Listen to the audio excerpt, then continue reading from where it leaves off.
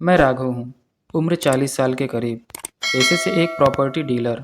और मेरे पास एक खुद की कंस्ट्रक्शन कंपनी है। जिंदगी की भाग दौड़ में बहुत कुछ पाया, लेकिन अगर कुछ अधूरा था तो वो था मेरे जीवन में ठहराव। शादी को 15 साल हो चुके थे। 2 बच्चे हैं, लेकिन हमारे रिश्ते अब बस जिम्मेदारियों तक सिमट गए थे। भावनाएं कहीं खो चुकी थी, और जिस अपनापन की तलाश थी वो मुझे कहीं और से जाकर मिली।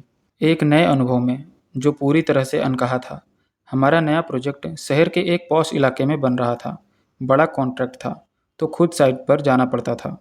वहीं मेरी मुलाकात श्रुति से हुई, एक सॉफ्टवेयर इंजीनियर जिसकी कंपनी हमारे बिल्डिंग में आने वाली थी। वो अक्सर साइट पर चक्कर लगाने आती थी, और शुरुआत में ही बातचीत केवल प्रोफेशनल थी। श्रुति की उम्र करीब 30 की होगी।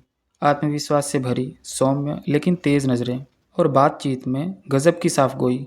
हर बार जब वो आती तो मुझे महसूस होता कि उनके भीतर कोई अनकहा सन्नाटा छुपा है, और शायद वही खामोशी मुझे उनकी ओर खींचती चली गई। एक दिन उसने मुझसे कहा, राघव सर, क्या आप खुद ही इन सब चीज़ों को मॉनिटर करते हैं? मुझे लगता है कि आप ज़रूरत से ज़्यादा ही इन्वॉल्व हो रहे हैं। मैं मुस्कुराया।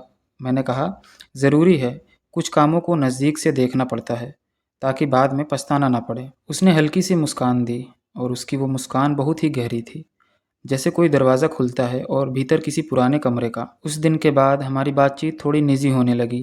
काम की चर्चा के बीच में अब हम एक दूसरे की पसंद नापसंद, ज़िंदगी की उलझनें और पुराने अनुभव साझा करने लगे।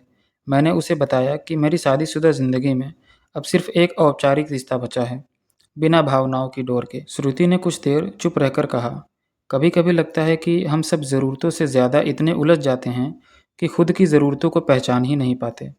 मैंने उसकी आंखों में देखा। वहाँ थकान थी, अकेलापन था, और शायद थोड़ी उम्मीद भी।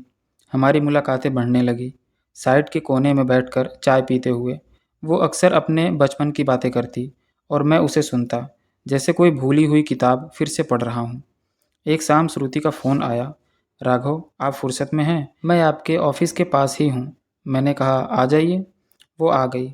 उस दिन उनके चेहरे पर कुछ अलग था, जैसे कोई बोझ हल्का करने आई हो।